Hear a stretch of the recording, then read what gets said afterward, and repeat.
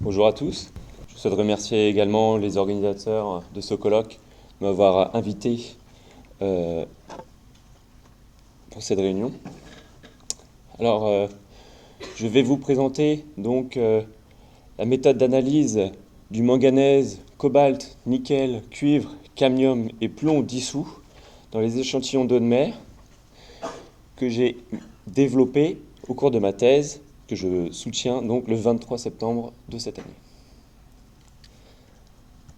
Alors, les métaux dissous jouent un rôle essentiel dans les cycles biogéochimiques et physiologiques des espèces phytoplanctoniques. Leurs rôles cruciaux leur confèrent un pouvoir de contrôle sur la croissance phytoplanctonique et la production primaire. De plus, certains éléments, comme le manganèse dissous, peuvent être de bons indicateurs de sources en métaux traces. C'est pourquoi des programmes internationaux comme GeoTrace souhaitent réaliser des cartographies en 3 dimensions du domaine océanique. Pour cela, ils proposent l'étude de sections transocéaniques ou des études plus locales de phénomènes bien particuliers.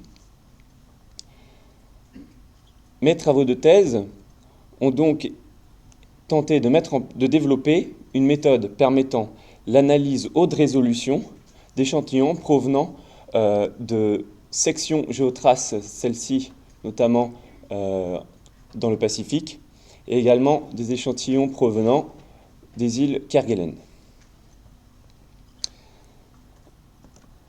Pour cela, alors, nous avons essayé de développer une méthode d'extraction hors ligne, c'est-à-dire séparée de l'ICP-MS, afin de pouvoir réaliser les extractions sur les navires et également afin de diminuer le temps d'utilisation des ICP-MS.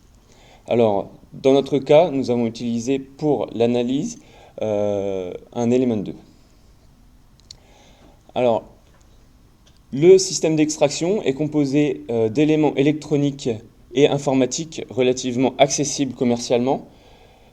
Ce sont des valves simples qui se contrôlent avec un ordinateur et un programme réalisé sous LabVIEW. Et ce programme est totalement personnalisable, relativement simple à créer. Et donc, ce système a été mis au point afin de pouvoir reproduire ce système dans d'autres laboratoires pour la communauté GeoTrace. De plus, ce système utilise une hotte à flux laminaire portative afin de pouvoir réaliser les analyses et les extractions dans tout type de laboratoire, notamment sur les navires océanographiques où c'est parfois difficile de trouver des endroits ultra propres.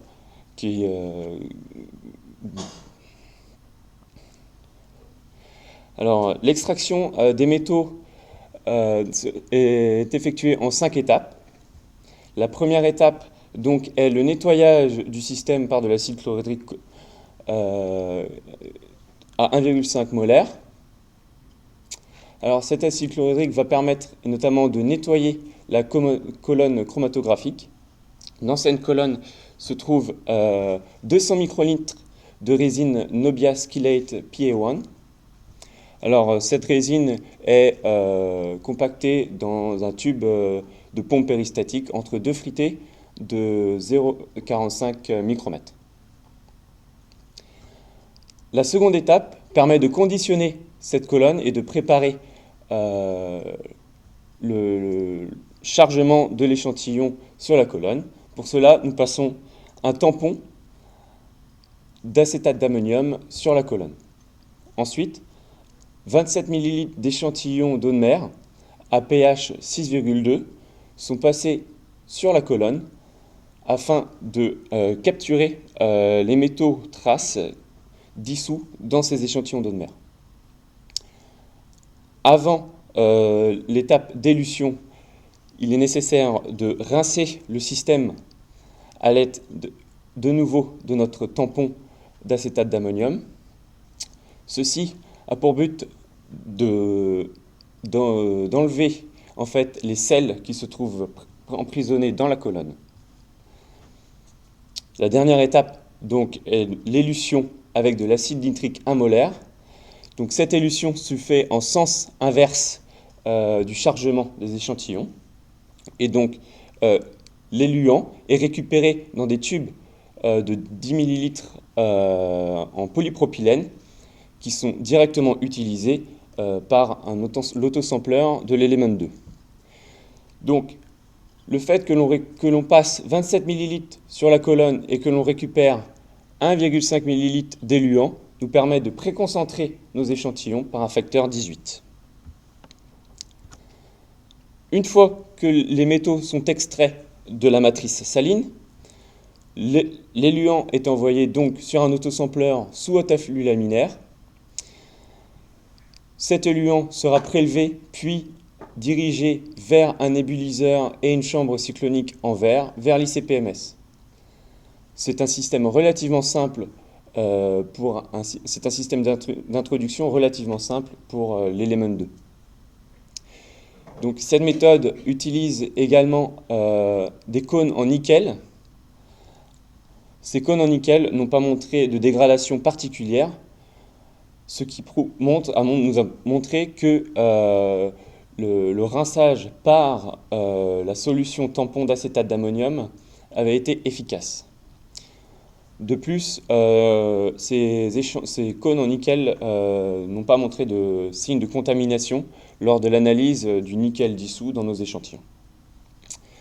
Et afin d'améliorer la sensibilité de la mesure de l'ICP-MS, nous avons utilisé le mode garde électrode. Alors, pour quantifier les concentrations de nos échantillons, nous avons utilisé une eau de mer stock provenant de l'océan austral, ayant de faibles concentrations en métaux traces, que nous avons spiké avec une solution en multi-éléments. 6 points de calibration ont été réalisés. Et donc voici donc une calibration type que nous avons obtenue pour le manganèse, donc avec une régression linéaire avec un très bon coefficient de corrélation. Et donc ce genre de calibration a été obtenu pour chaque élément, donc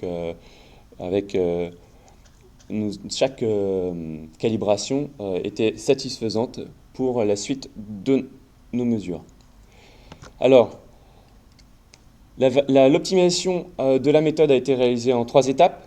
Tout d'abord, la correction de la déviation instrumentale et des interférences. Ensuite, nous avons déterminé le pH optimal d'extraction de notre méthode. Et ensuite, comme précédemment évoqué, le cobalt et le cuivre sont souvent liés à des ligues organiques. Donc, nous avons étudié l'effet de l'UV-irradiation sur nos mesures en cobalt et cuivre dissous. Ensuite, nous avons comparé nos blancs et nos limites de détection avec des méthodes précédemment publiées qui utilisent des protocoles relativement similaires. Et pour terminer, nous avons mesuré des échantillons à concentration en métaux traces connus fournis par le protocole GeoTrace.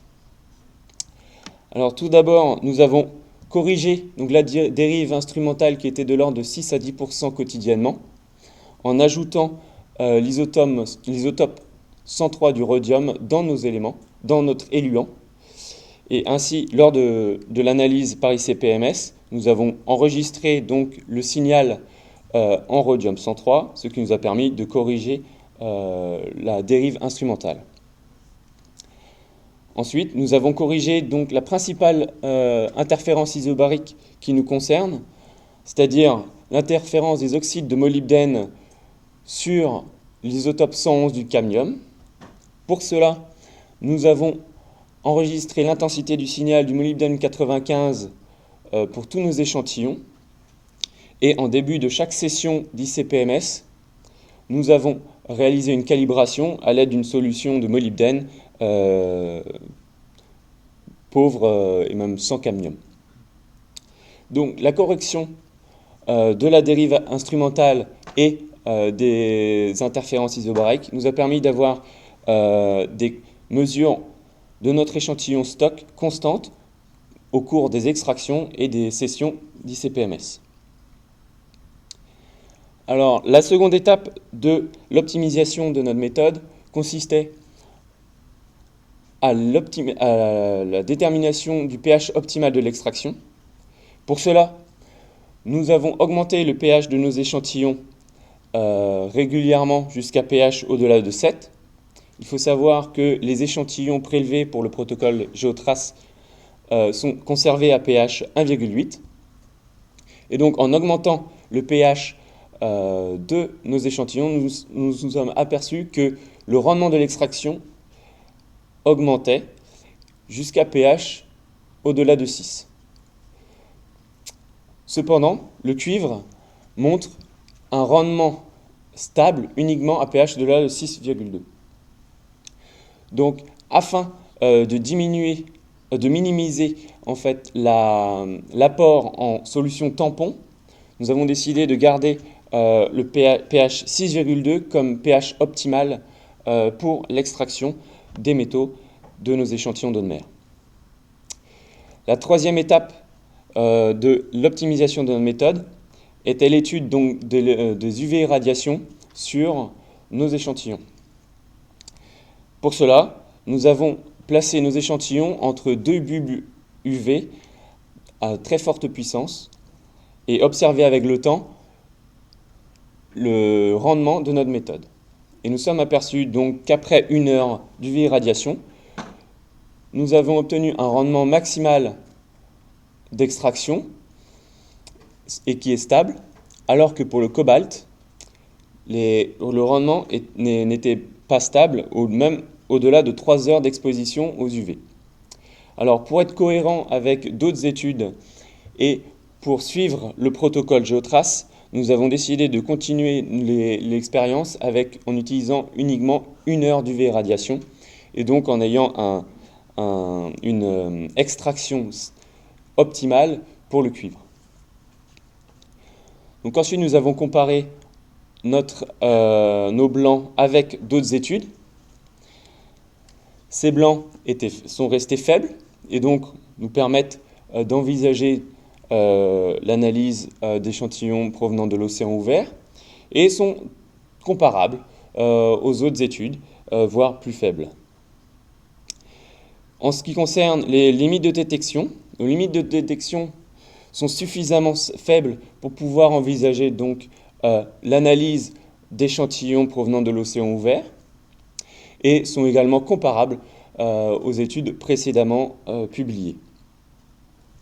Donc le fait d'avoir des blancs suffisamment faibles et surtout des limites de détection